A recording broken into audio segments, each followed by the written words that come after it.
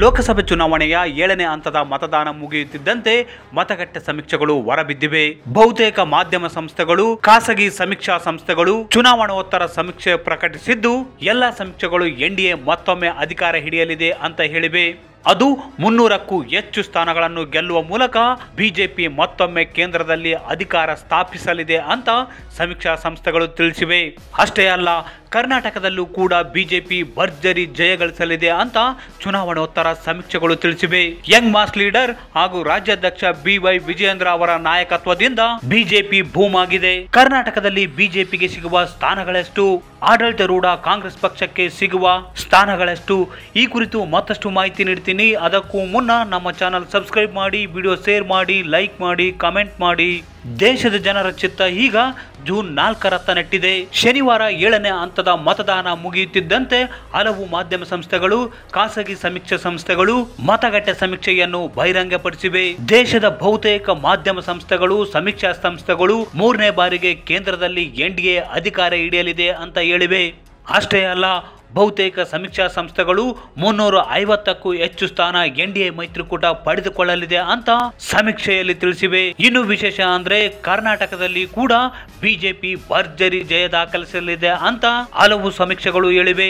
ಜನ್ ಕಿ ಬಾತ್ ಚುನಾವಣೋತ್ತರ ಸಮೀಕ್ಷೆ ಪ್ರಕಾರ ಕರ್ನಾಟಕದಲ್ಲಿ ಎನ್ಡಿಎ ಮೈತ್ರಿಕೂಟ 21ರಿಂದ 23 ಸ್ಥಾನ, ಕಾಂಗ್ರೆಸ್ 7ರಿಂದ 5 ಸ್ಥಾನ ಪಡೆಯಲಿದೆ ಅಂತ ಹೇಳಿದೆ. ಅದೇ ರೀತಿ ನಿಖರ ಸಮೀಕ್ಷೆಗೆ ಹೆಸರುವಾಸಿಯಾಗಿರುವ ಇಂಡಿಯಾ ಟುಡೇ ಹಾಗೂ ಆಕ್ಸಿಸ್ ಸಂಸ್ಥೆ ಪ್ರಕಾರ ಕರ್ನಾಟಕದಲ್ಲಿ ಬಿಜೆಪಿ ಹಾಗೂ ಜೆಡಿಎಸ್ ಪಕ್ಷಗಳು 23ರಿಂದ 25 ಸ್ಥಾನ ಬುಟ್ಟಿಗೆ ಹಾಕಿಕೊಳ್ಳಲಿದೆ ಅಂತ ಹೇಳಿದೆ. ಗ್ಯಾರಂಟಿ ಜಾರಿಗೊಳಿಸಿ ಬೀಗುತ್ತಿರುವ ಕಾಂಗ್ರೆಸ್ 3ರಿಂದ 5 ಸ್ಥಾನ ಗೆಲ್ಲಲಿದೆ ಅಂತ ಇಂಡಿಯಾ ಟುಡೇ ಹೇಳಿದೆ. ಮತ್ತೊಂದು ಕಡೆ ಇಂಡಿಯಾ ಟಿವಿ ಮತ್ತು CNX ಸಮೀಕ್ಷಾ ಸಂಸ್ಥೆ ಕರ್ನಾಟಕದಲ್ಲಿ ಎನ್ಡಿಎ ಮೈತ್ರಿಕೂಟ 19ರಿಂದ 25 ಸ್ಥಾನ ಗೆಲ್ಲಲಿದೆ ಅಂತ ಭವಿಷ್ಯ ನುಡಿದಿದೆ. ಹಾಗೆ ಕಾಂಗ್ರೆಸ್ 4ರಿಂದ 8 ಸ್ಥಾನ ಗೆಲ್ಲಬಹುದು ಅಂತ ಹೇಳಿದೆ. ಅಷ್ಟೇ ಅಲ್ಲ, ಇನ್ನು ಕೆಲವು ಸಂಸ್ಥೆಗಳು ಬಿಜೆಪಿ ಮತ್ತು ಜೆಡಿಎಸ್ ಪಕ್ಷಗಳು 20ಕ್ಕೂ ಅಧಿಕ ಸ್ಥಾನ ಗೆಲ್ಲಲಿವೆ ಅಂತ ಚುನಾವಣೋತ್ತರ ಸಮೀಕ್ಷೆಯಲ್ಲಿ ಹೇಳಿವೆ.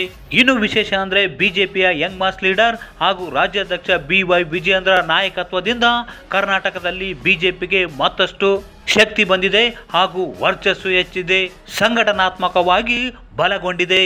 ಅಷ್ಟೇ ಅಲ್ಲ, ಲಿಂಗಾಯತ ಸಮುದಾಯದ ಮತಗಳನ್ನು ಕ್ರೋಢೀಕರಿಸುವಲ್ಲಿ ವಿಜಯೇಂದ್ರ ಅವರ ಪಾತ್ರ ದೊಡ್ಡದಾಗಿದೆ.